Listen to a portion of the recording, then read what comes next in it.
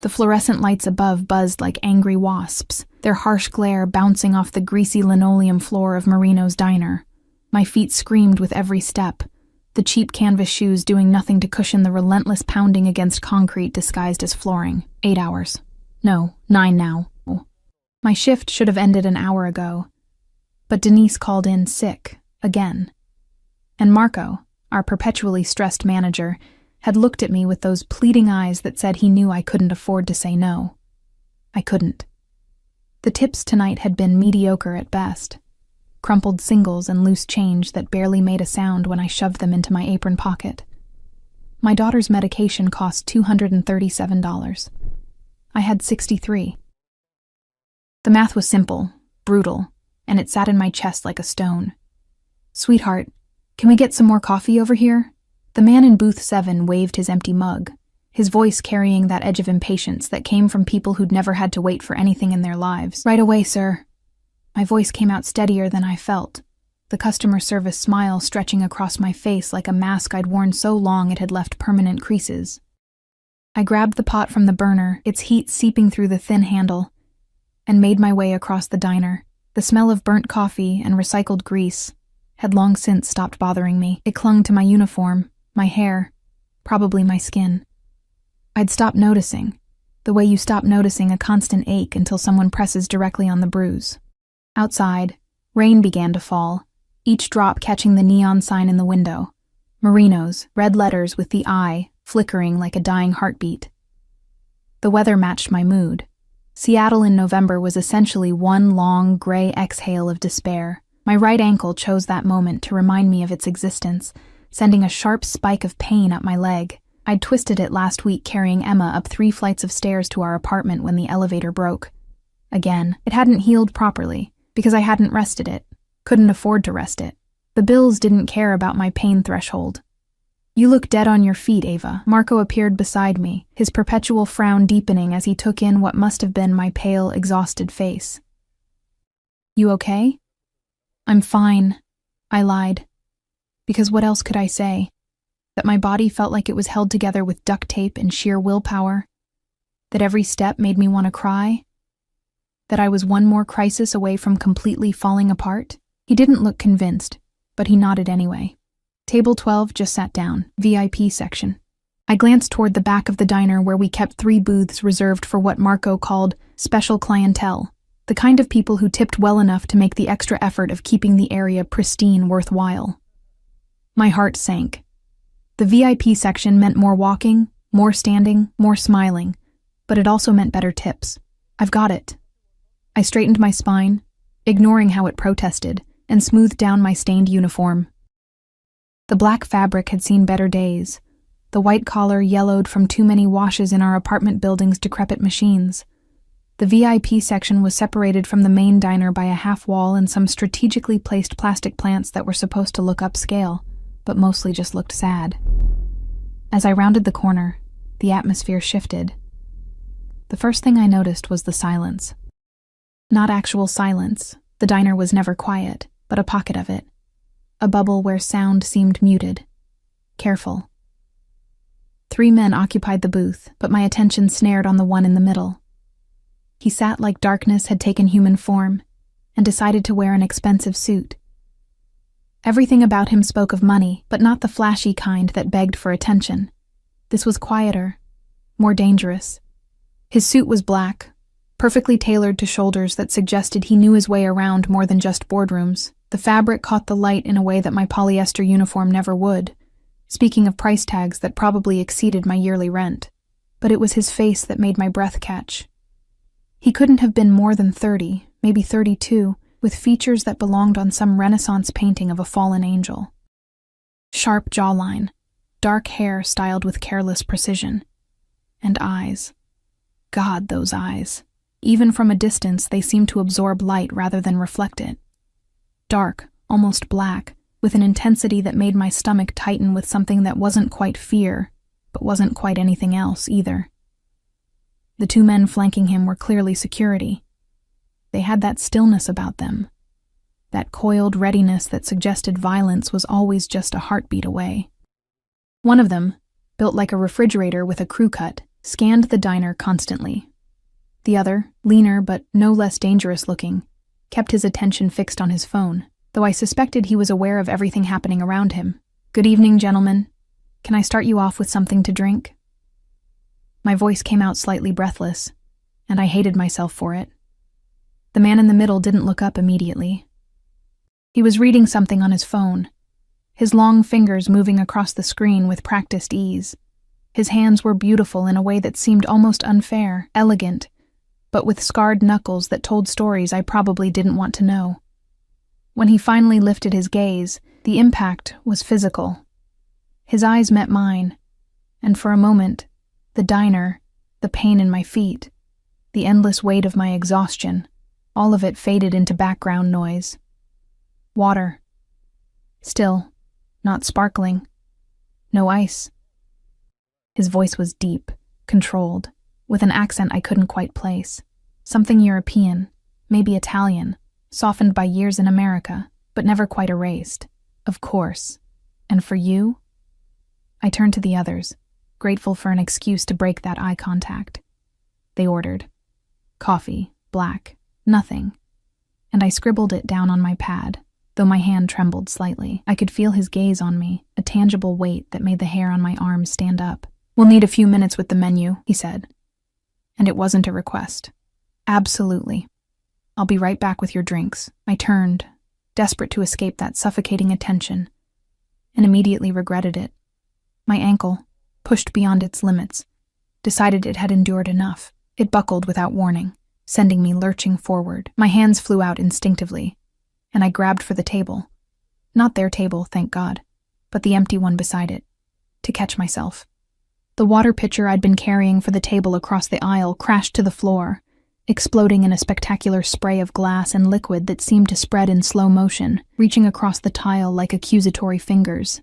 The sound in the quiet VIP section was deafening. "Oh God, I'm so sorry, I gasped, trying to right myself, but my ankle gave another sharp protest, and I stumbled again. Pain shot up my leg like lightning, white-hot and blinding. "Don't move." The command came from him, sharp and immediate, cutting through my panic. But I was already bending down, trying to pick up the larger pieces of glass with shaking hands, my vision blurring with tears of humiliation and pain. This was it. This was the moment Marco would fire me. I couldn't afford to be fired. Emma needed her medication. We needed to eat. The rent was already 2 weeks late. I said, "Don't move." The voice was closer now, right above me, and I froze. A hand appeared in my line of vision, that elegant, scarred hand, reaching down. Not for the glass, for me. "You're hurt." It wasn't a question. His voice had lost some of its sharp edge, replaced by something I couldn't identify.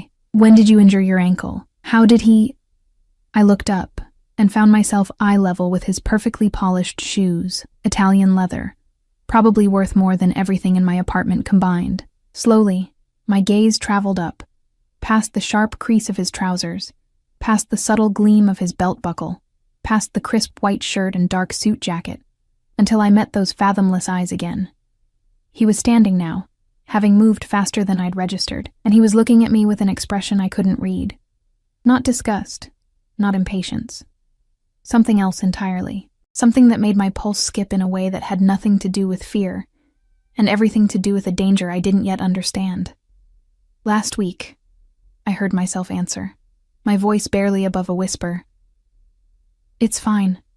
Really, it's not fine." He cut me off, then turned his head slightly. "Dante." The refrigerator with a crew cut appeared beside him instantly. "Boss?" "Clear this. And find the manager." His eyes never left mine. "Tell him there's been an accident, but it's been handled. Generously. Boss." The word echoed in my head, settling into place with all its implications. "I can clean it up, really. I don't need—" I started, but he was already reaching down, and before I could process what was happening, his hand closed around my upper arm. Not roughly, but with a firmness that suggested arguing would be pointless. "Can you stand?" he asked, and there was something in his tone now, something almost gentle. "No," That wasn't right. Gentle implied softness. This was control, carefully applied. Yes, but when I tried to put weight on my ankle, it screamed in protest, and I gasped, swaying. His other hand shot out, catching my waist, steadying me. The touch burned through the thin fabric of my uniform, his palm warm and solid against my side. He smelled like something expensive and dangerous, sandalwood and smoke, with an underlying note of gunmetal that shouldn't have been appealing but somehow was. No, you can't. He stated it as fact, then looked at Dante again. Call Dr. Marchetti. Tell him I need him at the palazzo, immediately. Wait, no, I don't need a doctor. I just need to... Panic was rising in my chest now, sharp and acidic. I couldn't afford a doctor. I definitely couldn't afford whatever doctor this man used. Please, I have to get back to work. You can't walk. He said it softly, almost kindly, but with the absolute certainty of someone used to being right. His hand was still on my waist, keeping me upright, and I realized with horror that without it, I would probably collapse. And you won't. Not on my watch. Please, I really can't afford... The words tumbled out before I could stop them, raw and desperate. Heat flooded my cheeks. Nothing like admitting your poverty to a man who probably spent more on his watch than I made in 6 months. His expression didn't change, but something flickered in those dark eyes. Recognition, maybe, or calculation. You misunderstand. His voice remained calm, measured. You're not paying for anything. You were injured while working. That makes it an occupational hazard, which means your employer is responsible. He paused, his gaze sharpening.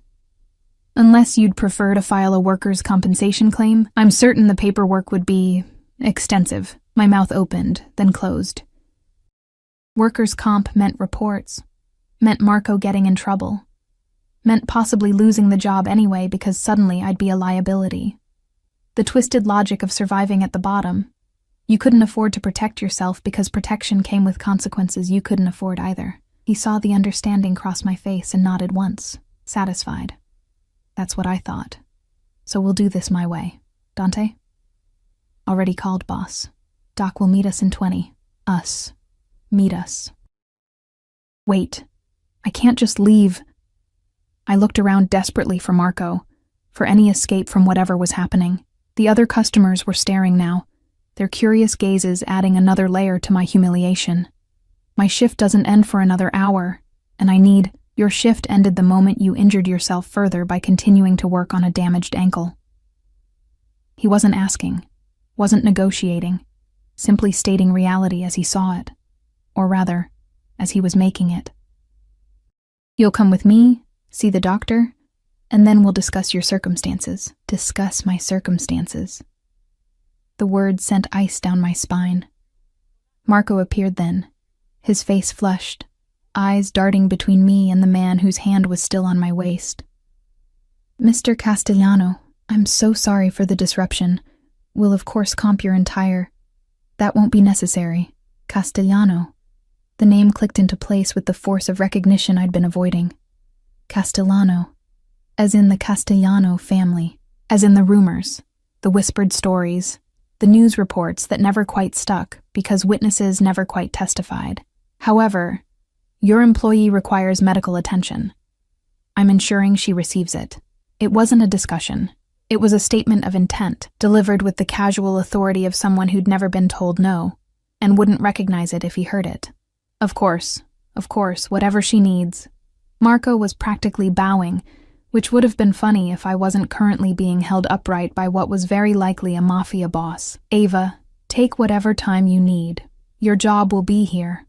Her job will be evaluated once she's recovered. Castellano's words were silk over steel. If the working conditions here contributed to her injury, adjustments will need to be made.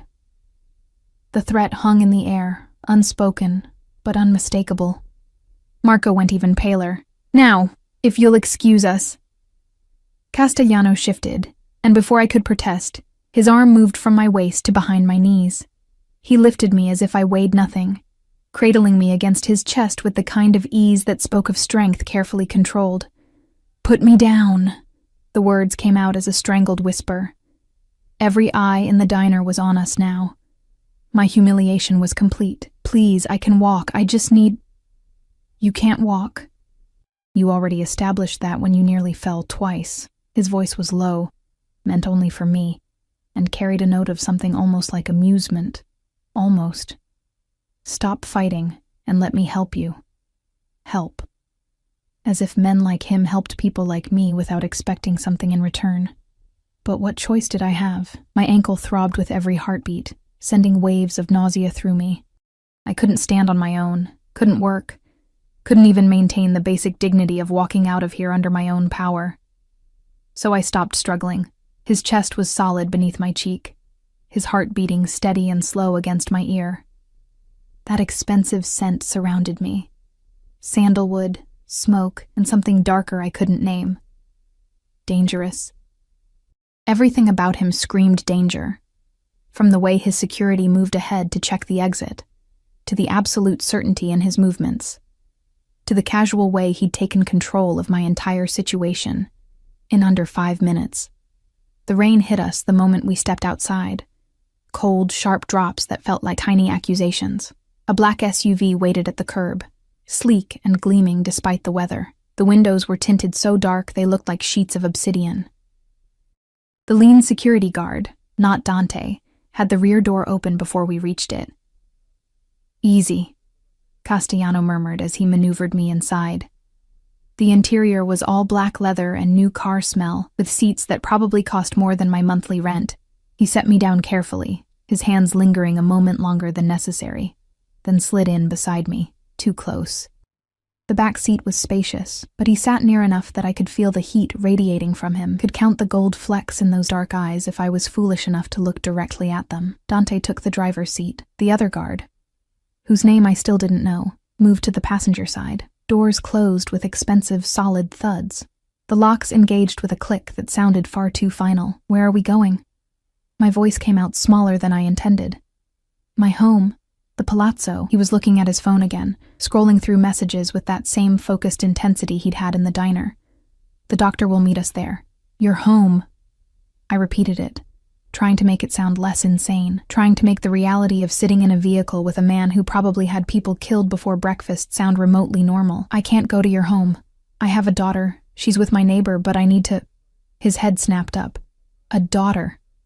It wasn't a question, but I nodded anyway, my hand instinctively moving to my apron pocket where I kept the small photo of Emma, 3 years old, gap-toothed smile, eyes that held none of the weariness mine carried. "How old?" 3. Why was I answering? Why was I telling this stranger anything? Something shifted in his expression, subtle but unmistakable. His jaw tightened. "And her father?" "Gone." The word tasted bitter. He left before she was born. A lie, but easier than the truth. Easier than explaining that Jake hadn't just left. He'd stolen from me, taken the money my mother left me when she died, cleaned out our joint account, and disappeared into whatever hole people like him crawled into when their crimes caught up with them. Castellano studied me for a long moment, and I had the uncomfortable feeling he could see right through my lie, could see everything. Every desperate choice, every skipped meal, every night I'd cried in the bathroom so Emma wouldn't hear. "What's your daughter's name?" "Emma." It came out as a whisper. He nodded once, then turned to Dante. "Send someone to—" He looked at me expectantly. "What?" "No, I can't tell you where I live. I can't. Your daughter needs to know you're all right." His voice was patient, but firm. "And you need to not be worried about her while the doctor examines you. So you'll tell Dante your address, and he'll send someone to inform your neighbor that you've been delayed but are safe. Unless you'd prefer your 3-year-old to spend the evening wondering where her mother is." The manipulation was so smooth I almost didn't catch it. Almost. But he was right, damn him. Mrs. Chen would be worried. Emma would be worried. And I had no phone. It had died hours ago, and the charger was broken. No way to contact them. I gave Dante the address, hating myself with every word. "Make sure Chen, that's the neighbor, knows she'll be compensated for her time." Castellano added, still looking at his phone, generously, "I can't pay you back for any of this." The words burst out, sharp with frustration. "Whatever you're spending, whatever this is, I can't." "I haven't asked you to." He glanced up, and there was something predatory in his gaze now. Something that made my breath catch. Consider it an investment. In what? His lips curved slightly, not quite a smile. Something more dangerous. That remains to be seen. The vehicle glided through Seattle's wet streets, moving with a smoothness that spoke of superior suspension and a price tag I didn't want to contemplate. Rain streaked the windows, turning the city lights into watercolor blurs. We left downtown behind, heading toward the hills where houses became estates, and estates became fortresses. How long have you worked at Marino's? The question came casually, but I was learning nothing this man said was truly casual. 6 months. Since Jake left. Since I'd lost the apartment we could almost afford and moved into the one we definitely couldn't. Since everything fell apart. And before that, I was a student, nursing school. Another life. Another version of myself who thought planning for the future meant something. His eyebrow rose slightly. What happened? Life happened. I kept my voice flat. Babies are expensive. So is rent. Nursing school became a luxury I couldn't afford. He absorbed this information with a slight nod, then returned to his phone. The silence stretched, broken only by the whisper of tires on wet pavement and the occasional murmur as Dante spoke into his earpiece. The palazzo, when we reached it, wasn't what I expected. Not that I'd known what to expect from a mafia boss's home, but the understated elegance caught me off guard. It sat behind high walls and iron gates that opened smoothly at our approach. The building itself was modern, all clean lines and dark glass, but with classical touches, pillars, archways, that suggested old money trying to reconcile with new power. Dante pulled into an underground garage that held more vehicles than some dealerships, each one sleek, dark, expensive. The SUV's engine died, and suddenly the silence felt oppressive. "Can you walk if I support you?" Castellano asked. "I can try." "That's not what I asked." I met his gaze, frustrated. "No, probably not." He nodded, seemingly satisfied by the honest answer, and exited the vehicle. My door opened a moment later, and once again I found myself being lifted as if I were made of air. This time, I didn't protest. My ankle was throbbing with a vengeance now, each pulse sending nausea rolling through my stomach. The elevator was mirrored, forcing me to confront my reflection. I looked exactly as terrible as I felt. Hair escaping its ponytail, uniform stained and wrinkled, face pale except for 2 spots of feverish color on my cheeks.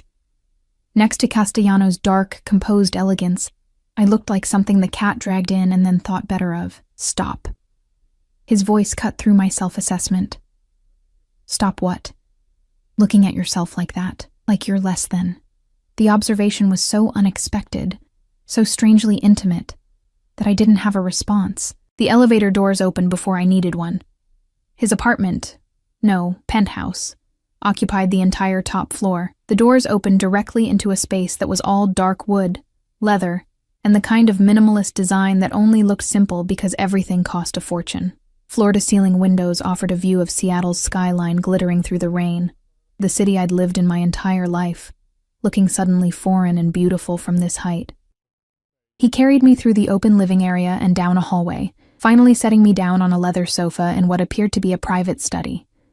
Built-in bookshelves lined with actual books, a massive desk with multiple monitors, and a bar cart that held bottles worth more than my security deposit. "The doctor will be here shortly." He stepped back, and I immediately felt the absence of his warmth, which was ridiculous. "You'll stay until he's examined you and provided treatment. No arguments."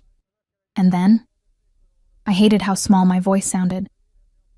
He studied me for a long moment, and I had the sense of being catalogued, evaluated, assessed for value in some equation I couldn't begin to understand. "And then," he said softly, dangerously, "we negotiate." The doctor arrived within 15 minutes, a silver-haired man with kind eyes and hands that moved with practiced efficiency. Dr. Marchetti, Castellano had called him. He examined my ankle with gentle precision, while I sat rigid on the leather sofa, hyper-aware of Castellano watching from his position near the window. "Severe sprain, possibly a minor fracture," Dr. Marchetti announced in accented English, his touch careful as he wrapped my ankle in a temporary brace. "You'll need an X-ray to be certain. But regardless, you've been walking on this for too long. The swelling is significant." Can she walk? Castellano's question cut through the clinical assessment. Not for at least a week, possibly 2. She needs rest, ice, elevation. Crutches at minimum. The doctor looked at me with something like reproach. You should have seen someone immediately when this happened. Should have. The words of people who'd never had to choose between a doctor's visit and groceries. I'll arrange for the x-ray tomorrow. Castellano's tone made it clear this wasn't negotiable. What else does she need? They discussed me as if I wasn't there. Medications, treatment protocols, follow-up appointments. I watched the rain streak the windows and tried to calculate how much worse this situation could get. I was in a Mafia boss's penthouse, unable to walk, completely dependent on his generosity that would come with a price. Everything did. Rest is the most critical factor, Dr. Marchetti was saying as he packed his supplies.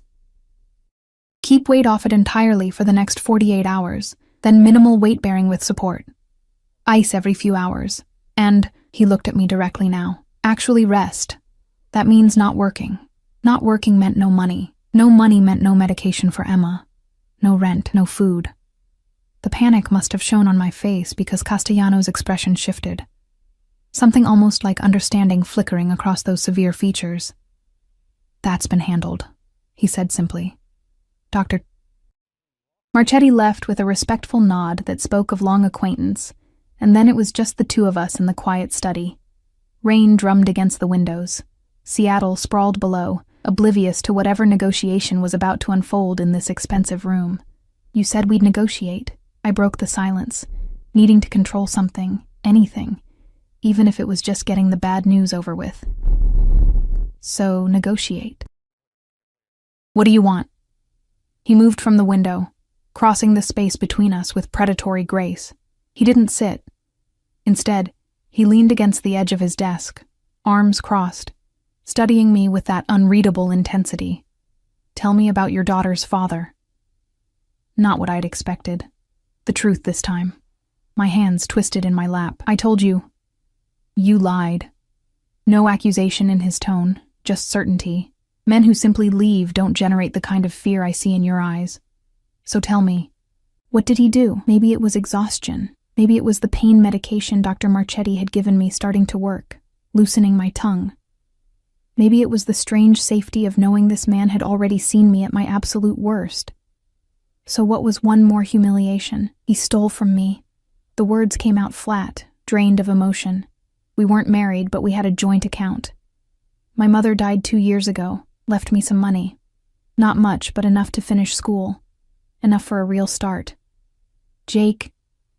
His name tasted like ashes. He took it all. $23,000. Cleaned out the account and disappeared. Did you report it? A bitter laugh escaped me. Report it to who? The police? We were both on the account. Legally, he had every right to take it. They told me it was a civil matter, that I'd need to sue him. With what money? Using what address, since he vanished? I shook my head. So no, I didn't report it. I just survived. Castellano's jaw tightened, a muscle jumping beneath the skin. His full name. Why? Suspicion crept into my voice. Because men who steal from the mothers of their children deserve consequences. He said it so calmly, so matter-of-factly, that it took a moment for the implication to sink in. No. The word came out sharper than I intended. No, I don't want... Whatever you're thinking, I don't want that. I just want to forget he existed. Does your daughter ask about him? The question hit like a physical blow. She's 3. She doesn't understand yet. But she will. He pushed off the desk, moving closer. Not threatening, exactly, but intense. She'll ask why her father left, why he didn't love her enough to stay, and you'll have to find answers that don't break her heart. How did he know? How could he possibly understand that fear, that someday Emma would look at me with those innocent eyes and ask the questions I had no good answers for? That's my problem to solve, I managed. Perhaps. He crouched in front of me, bringing us eye level. This close, I could see the faint scar along his jaw, the slight crook in his nose that suggested it had been broken at least once, or Perhaps I'm offering you a different solution. What kind of solution? My heart was racing now, and I couldn't tell if it was fear or something more dangerous. You need money. You need stability. You need to provide for your daughter without destroying yourself in the process. He ticked off each point with methodical precision. I can give you all of that. In exchange for what? Because there was always an exchange. Always a price. His lips curved slightly. Your company. I blinked. My company? I find you interesting, Ava. The way he said my name, slow and deliberate, made my skin prickle.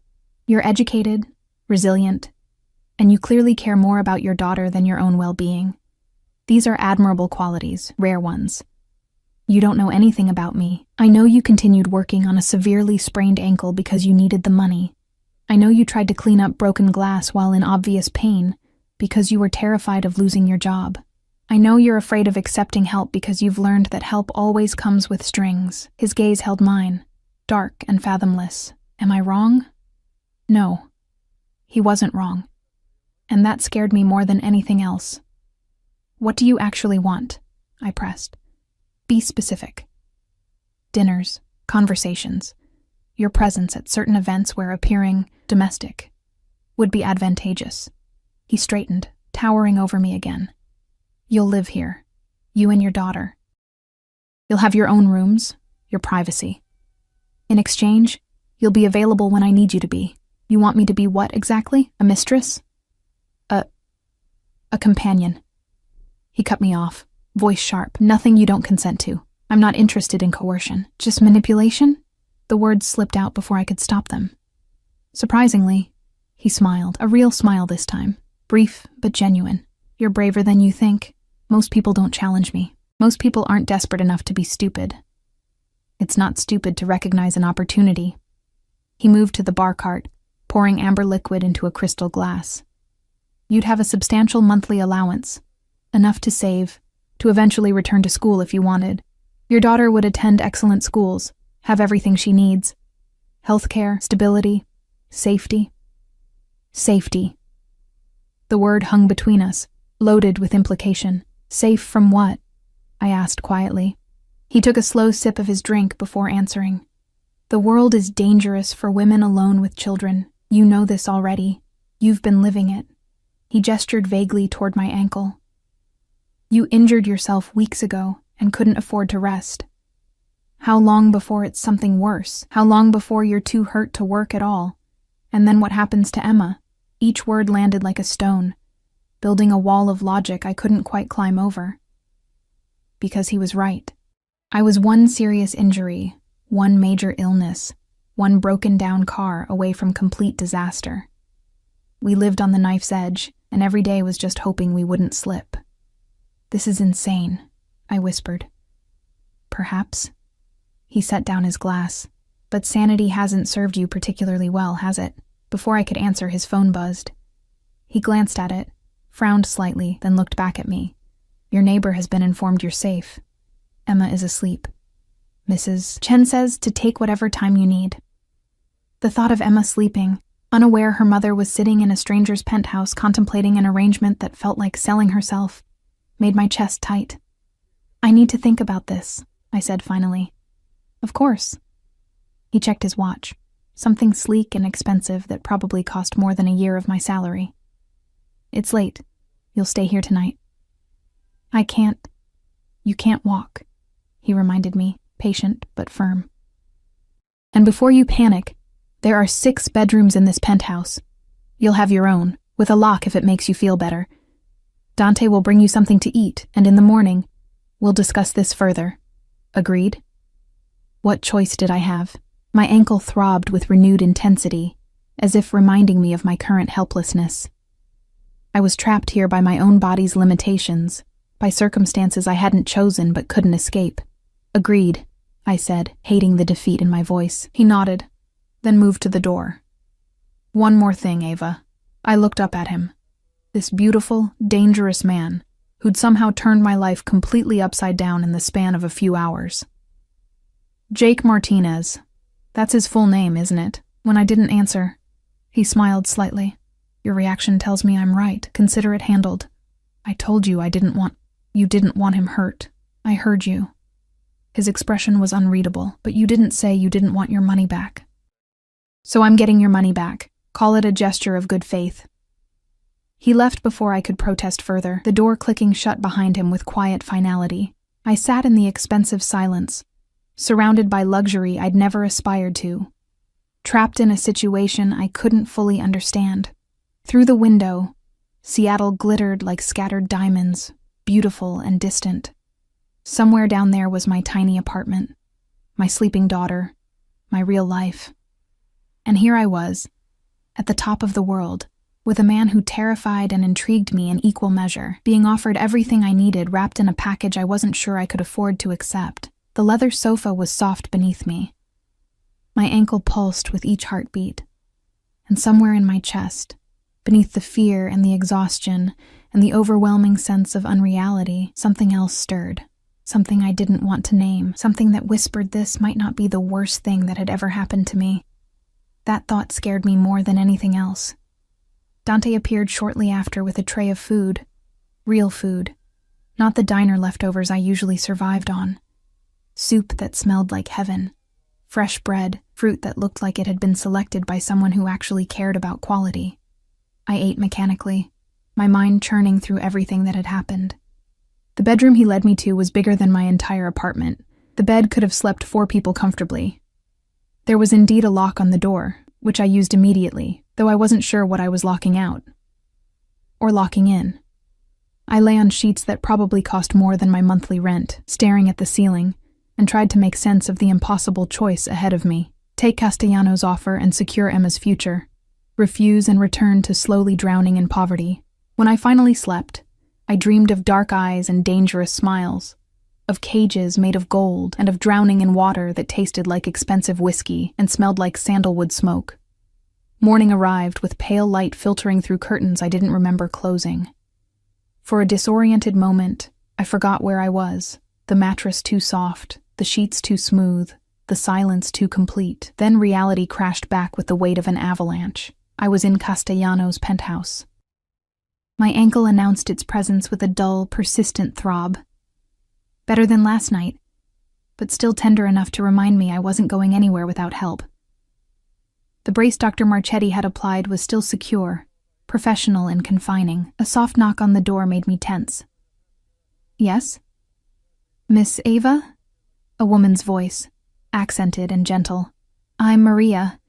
Mr. Castellano asked me to check if you needed anything. I pulled myself up, wincing as my ankle protested even that small movement. I'm fine, thank you. May I come in? I've brought breakfast and some clothes that might fit you better than... She trailed off diplomatically, but I knew what she meant. Better than my stained, wrinkled uniform that smelled like grease and desperation. Just a moment. I hobbled to the door, unlocked it, and found a short, round woman with kind eyes and graying hair pulled into a neat bun. She carried a tray in one hand, and draped over her other arm were clothes. Soft fabrics in neutral colors that looked comfortable and expensive. Mr. Castellano thought you might want a shower and change, Maria said, setting the tray on the bedside table. The bathroom has everything you need. I can help you if... I can manage. The words came out sharper than intended. I softened my tone. Thank you, though.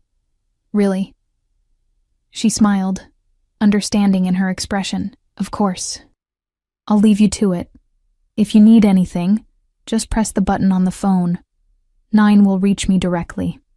After she left, I examined the breakfast tray. Fresh fruit, yogurt, granola, coffee that smelled like it cost more per pound than I made per hour. My stomach growled, reminding me I'd barely eaten yesterday. I forced myself to take small, measured bites, trying not to think about how Emma would love the strawberries, how this single breakfast probably cost more than our weekly grocery budget. The shower was an exercise in careful maneuvering. I kept my braced ankle out of the water as best I could, leaning against the marble wall for support. The bathroom was bigger than Emma's bedroom, all gleaming fixtures and heated floors. The shower had more settings than my car, when I'd had a car. The clothes Maria brought fit surprisingly well. Soft black leggings, a cream-colored sweater that felt like a cloud, even underwear still in packaging. The attention to detail should have been comforting. Instead, it felt invasive, like Castellano had cataloged my size just by looking at me, filed the information away for future use. I was struggling with my sock, trying to pull it over the brace one-handed while balanced on one foot, when another knock sounded. "Come in," I called, expecting Maria. Castellano entered instead, and the air in the room immediately felt thinner. He'd changed from last night's formal suit to dark jeans and a black Henley that clung to shoulders that had no business being that broad. His hair was slightly damp, suggesting a recent shower, and he looked younger somehow, still dangerous, but more human. "You should have called for help." He crossed the room before I could respond, kneeling in front of me and taking the sock from my hands. His movements were efficient, careful not to jostle my ankle as he worked the fabric over the brace. "I can dress myself," I protested weakly. "I'm sure you can, but you don't have to." He finished with the sock and looked up at me, his face level with my knee, close enough that I could see the exact shade of his eyes. Not black, but a deep, rich brown that caught the morning light. "That's the point of my offer, Ava. You don't have to do everything alone anymore." The words settled over me like a weight, or maybe like wings. I couldn't tell which. He stood, offering his hand. "Come.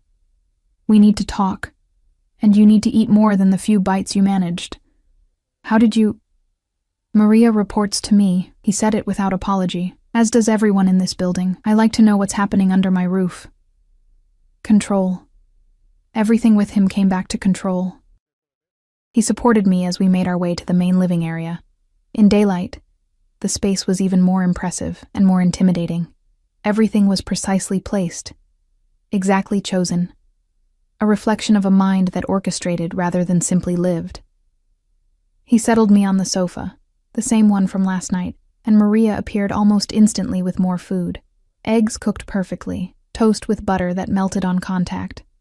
More of that incredible coffee. Castellano sat across from me, a glass of water in his hand, watching as I ate. "You don't eat breakfast?" I asked, uncomfortable under his scrutiny. "I ate hours ago. I'm an early riser." He set down his glass. "Your neighbor was contacted again this morning. Emma is fine, ate a full breakfast, and is currently watching cartoons. Mrs. Chen asks if you'll be picking her up today." My heart clenched. A full day. I'd been away from Emma for a full day, the longest we'd been apart since she was born. "I need to see her." "Of course. Dante will take you whenever you're ready." He paused. "Unless you'd prefer to bring her here." The offer hung between us, loaded with implication. Bringing Emma here would mean something. Would mean I was considering his proposal seriously, not just being polite until I could escape. "I need to talk to you first," I said carefully. "About your offer." "I'm listening." I set down my fork, my appetite suddenly gone despite the delicious food. "You said I'd live here, with Emma. That we'd have our own space, our privacy. But you also said you'd need me available." "Available for what, exactly? What would my actual responsibilities be?" He leaned back, steepling his fingers, a gesture that somehow made him look both thoughtful and predatory. "I attend various events, dinners, charity galas, business functions. Many require a companion. You would accompany me to these events." "As what? Your girlfriend? As whatever we tell people you are." He interrupted smoothly. "The specifics don't matter. What matters is that you present well, that you're comfortable in social situations, and that you understand discretion. Discretion about your business, not a question. Discretion about everything. What you see, what you hear, who you meet." His gaze intensified. "I'm offering you a life of considerable comfort, Ava. But comfort requires trust, and trust requires silence." There it was. The real price. Not just my company, but my complicity. Being present for things I'd probably rather not see. Knowing things I'd be safer not knowing. And if I see something I can't stay silent about, I had to ask, even though I suspected I wouldn't like the answer. "You won't." He said it with absolute certainty. "Because I wouldn't put you in that position. I'm not interested in making you an accomplice to anything. I simply need someone who understands that my business is private and who can be trusted not to repeat what's discussed in private settings." That's a lot of trust to place in someone you just met, is it? He tilted his head slightly. You've already kept one secret today. You didn't tell Maria where you really were last night when she asked. You said you'd been at a friend's place. A small lie, perhaps, but it tells me you understand the value of discretion instinctively. I had said that, I realized. Without even thinking about it, I'd protected his privacy, and my own, because admitting I'd spent the night in his penthouse would have led to questions I couldn't answer. How long would this arrangement last? I asked. As long as it's beneficial to both of us. He spread his hands. If you're unhappy, if you want to leave, you're free to do so. Though I would expect reasonable notice, and I'd want to ensure you and Emma were properly set up before you left. You'd just let me go? No strings? No consequences? Something flickered across his face, too quick to read. I'm not interested in holding hostages, Ava. Willing participation is far more valuable than forced compliance. I wanted to believe him. God, I wanted to believe him. Because the alternative he was offering was so much better than what I had. A safe home, financial security, the ability to breathe without constantly calculating whether I could afford the next crisis. What about Emma? The most important question. What would her life look like here? For the first time since I'd met him, Castellano's expression softened. Just a fraction, but enough to notice. She would be protected, safe. She'd have access to excellent schools, activities, whatever she needs to thrive, and... He paused, seeming to choose his words carefully. I would ensure she's cared for, but I wouldn't attempt to replace her father or interfere with your parenting. She's your daughter. Those decisions would remain yours. You don't like children? I couldn't help asking. I don't know children. The admission seemed to cost him something. I grew up in a world where childhood ended early, but I respect what you're trying to do for yours. That matters to me. Before I could process that unexpected vulnerability, his phone buzzed.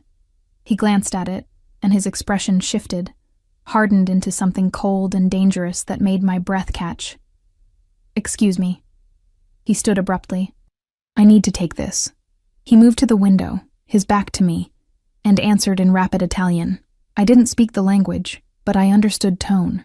Whoever was on the other end was getting orders, delivered with the kind of cold precision that reminded me exactly who I was dealing with. When he ended the call, he stood there for a long moment, tension visible in the set of his shoulders. Then he turned back to me, and his expression was carefully neutral again. I have something for you. He pulled an envelope from his pocket and handed it to me. Inside was a check, made out to me, for $23,000. My hands started shaking. What is this? Your money, the amount Martinez stole from you. He said it casually, as if returning tens of thousands of dollars was a normal Tuesday morning activity. He was persuaded to return it. Persuaded. The word tasted like copper. What did you do to him? Nothing permanent? His voice was flat, emotionless. He'll recover, eventually. But he won't be bothering you again, and he'll think twice before stealing from vulnerable women in the future. I should have been horrified, should have been disgusted. Instead, something dark and satisfied coiled in my chest. Jake had taken everything from me, had left me and our daughter to struggle and suffer. And now he'd faced consequences, real consequences. I didn't ask you to do this, I said weakly. No. You asked me not to hurt him, and I didn't. Not seriously. He returned to his seat, watching me with those inscrutable eyes. But you didn't ask me not to get your money back. So I did. Consider it a demonstration. Of what? Of what it means to be under my protection. He leaned forward slightly. People who harm you will face consequences. People who threaten you will be dealt with. You and Emma would never have to be afraid again, Ava. Not of eviction. Not of hunger. Not of men like Martinez. That's what I'm offering. True security. The check felt heavy in my hands. This money, it could change everything. Could get us caught up on rent, buy Emma's medication for months, maybe even start a small savings account. Everything I'd been desperately scrabbling toward for 6 months, handed to me in a single piece of paper. This is mine? I asked. No strings? It was always yours. I'm simply returning what was stolen." He paused. "Though I'd be lying if I said I wasn't hoping it would influence your decision about my offer." At least he was honest about the manipulation. I looked at the check again, then at Castellano, then at the floor-to-ceiling windows showing Seattle stretched out below. Up here, everything looked clean, ordered, safe. Down there was chaos and struggle and the grinding daily battle to survive. "I need to see Emma first," I said finally. "Before I decide anything, I need to see my daughter." He nodded, as if he'd expected this. "Of course. Dante will drive you. Take whatever time you need." He stood, preparing to leave, then paused. "Ava." I looked up at him. "Your daughter is lucky to have a mother who fights so hard for her. Whatever you decide, remember that." He left me alone with the check, the expensive breakfast, and the impossible choice. The ride to my apartment building felt surreal. Dante navigated the sleek SUV through Seattle's gray streets while I sat in the back, clutching the check like a talisman. $23,000. More money than I'd seen in one place since my mother died. Money that Jake had stolen, that I'd thought was gone forever. Money that Castellano had recovered through methods I definitely didn't want to examine too closely. "We're here, Miss Ava." Dante's voice was respectful but firm. He'd barely spoken during the drive, but I'd felt his constant awareness. The way he checked mirrors, scanned intersections, protection detail, I realized. Even something as simple as driving me home was a tactical operation for him. My building looked even more depressing than usual.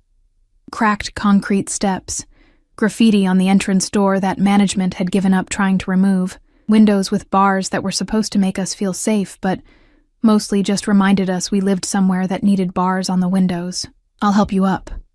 Dante was already out of the vehicle, opening my door before I could protest. "I can manage." "Boss's orders, miss. You don't walk unassisted until the doctor clears you." "Boss's orders."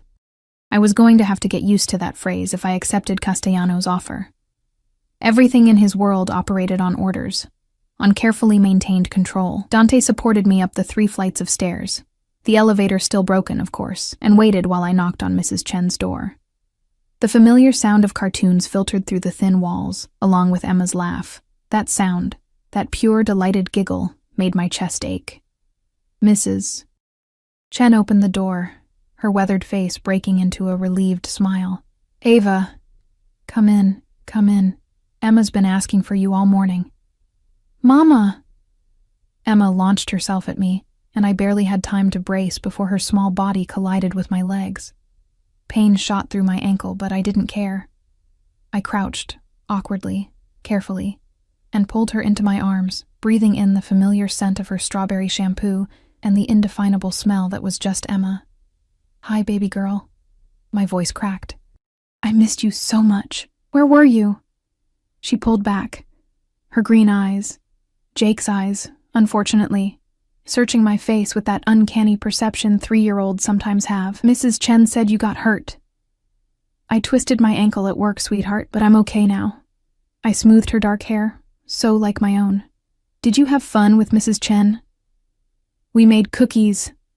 She pointed to the kitchen, where I could see evidence of enthusiastic baking. Flour everywhere, dishes piled in the sink. And we watched Frozen, and I slept in the big bed, and she suddenly noticed Dante standing in the doorway, and her enthusiasm dimmed to uncertainty. "Who's that?" "That's Dante. He's a friend. He helped Mama get home." Dante, to my surprise, crouched to Emma's level, his hard features softening slightly. "Hello, Emma. Your mama tells me you like cartoons." Emma nodded shyly, half hiding behind my leg. "My niece loves cartoons too, especially the ones with princesses." He glanced at me, then back to Emma. "Maybe your mama will let me wait in the car while you two talk." It was smoothly done, giving me privacy while also making it clear he wasn't leaving. Protection, I realized again. Or surveillance. Maybe both.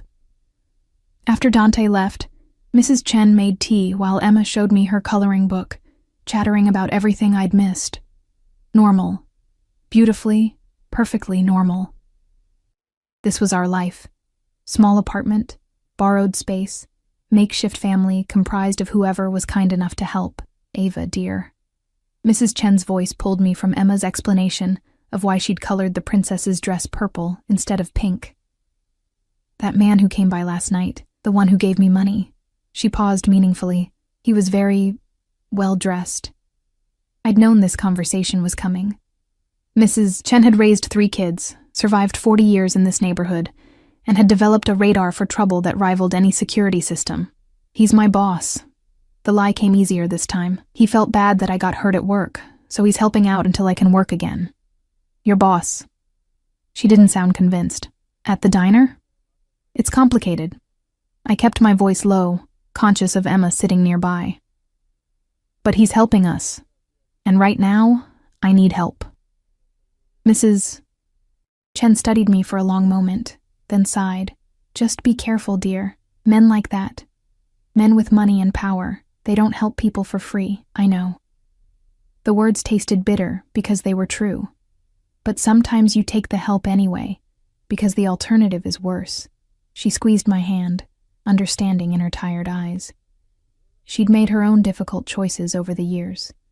We all did, those of us living at the bottom, constantly calculating which risks were worth taking.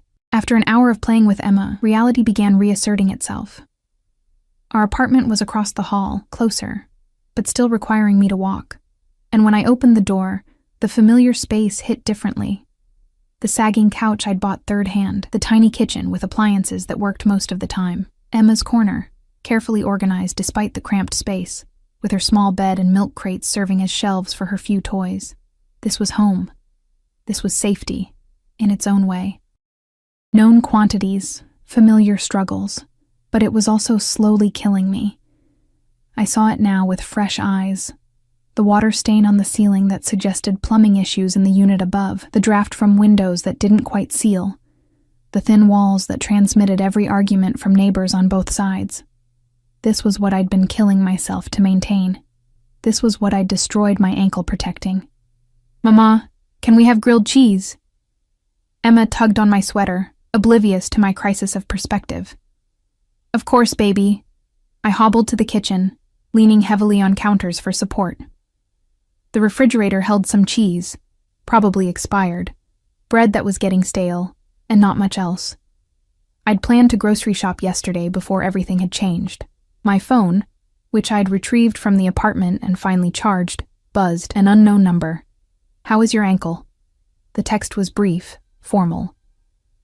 But I knew who it was from. Fine. With Emma now.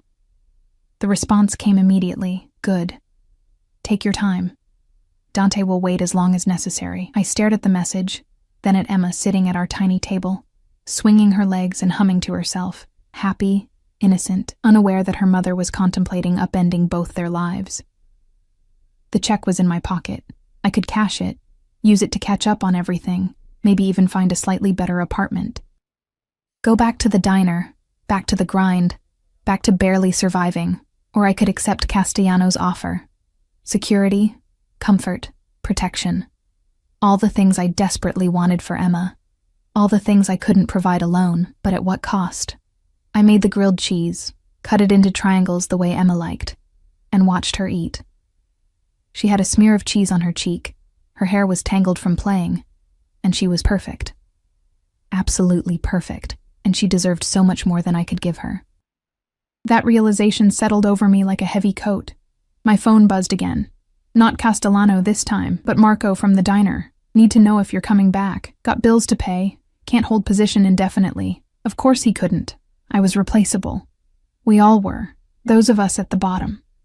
One injury, one crisis, and you were out.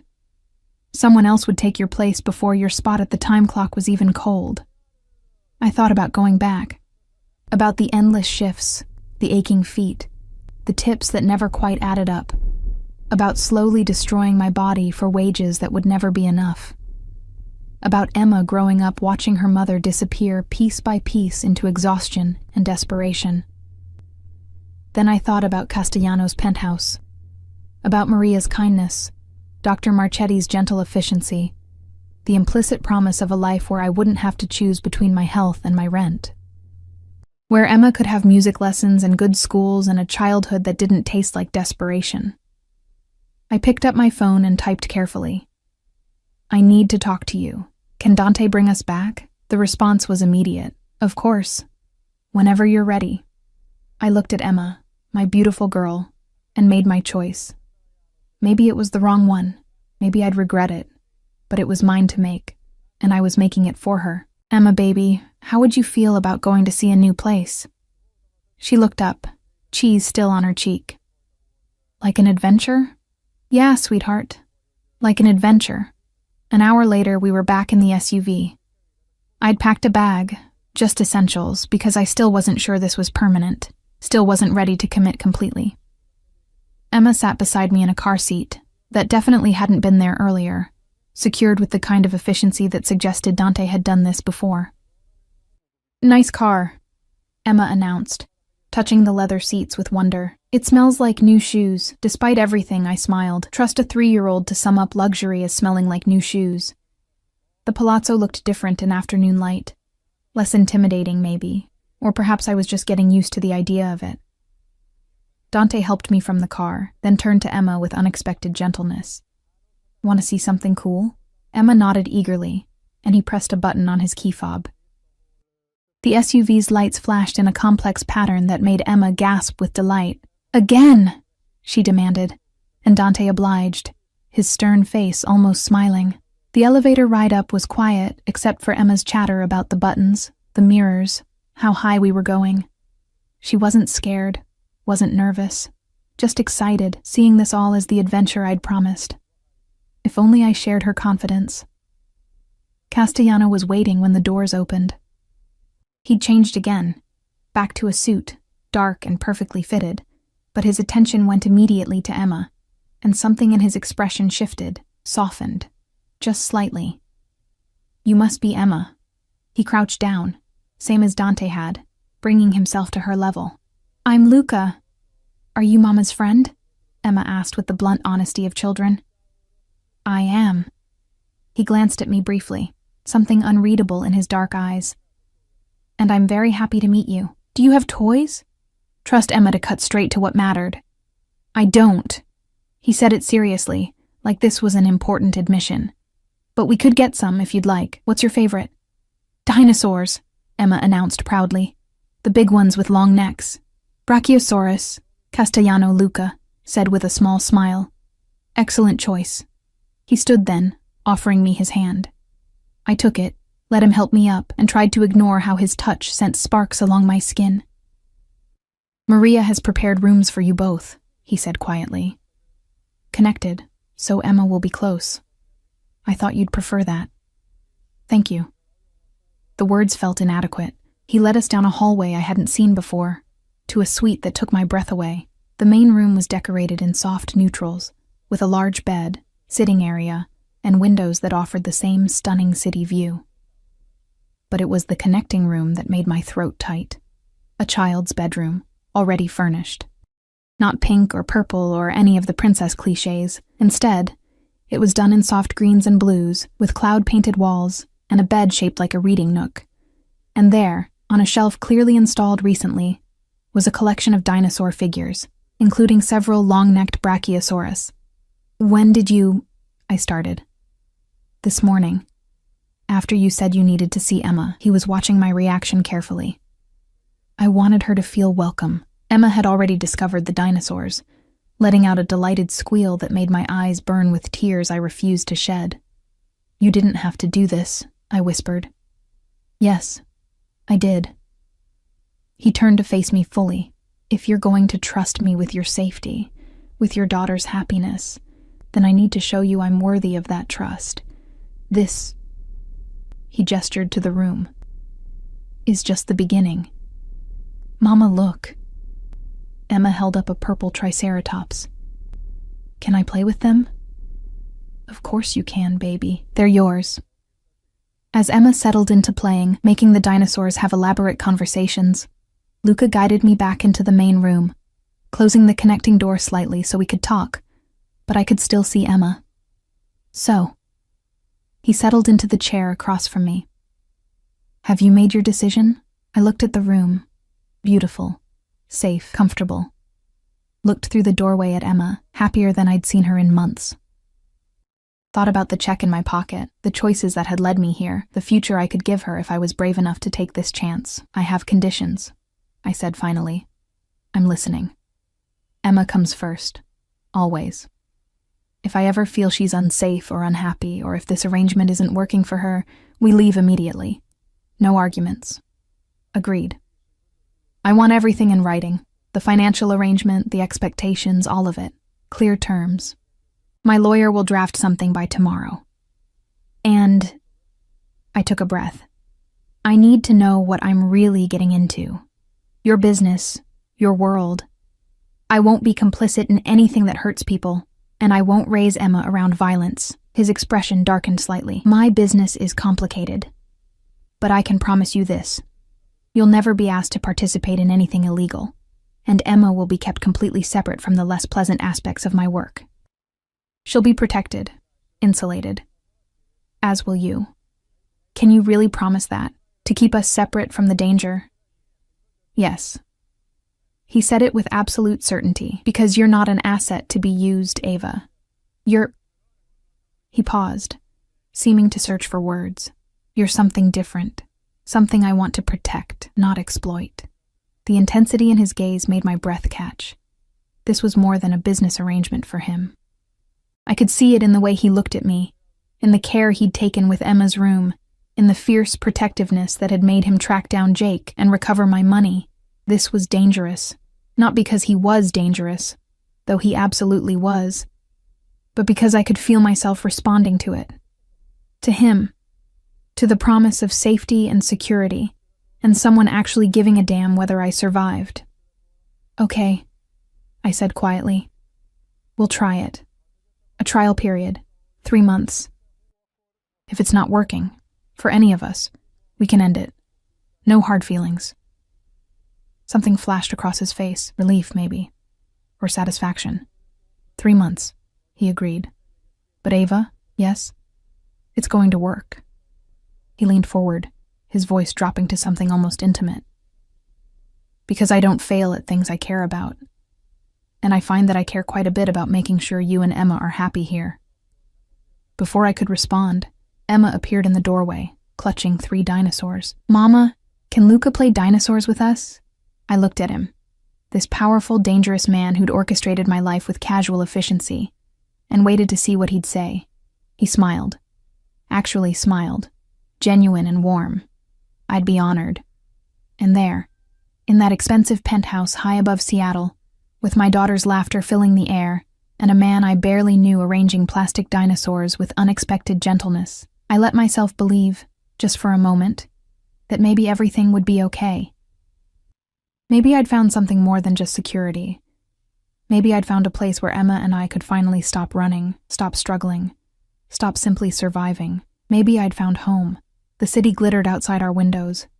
The rain had cleared to reveal late afternoon sun, and Emma's voice rose in delighted storytelling as she made her dinosaurs explore their new world. Luca listened with focused attention, asking questions, building on her imaginative narrative with a patience I never would have expected. And I sat there, ankle throbbing but healing, check in my pocket representing a recovered past, future stretching ahead, uncertain but promising, and let myself hope. For the first time in longer than I could remember, I let myself hope. Whatever this arrangement became, whatever complicated tangle of protection and need and growing attraction it involved, it was ours now. Mine and Emma's, and somehow Luca's too. The choice was made. The adventure was beginning.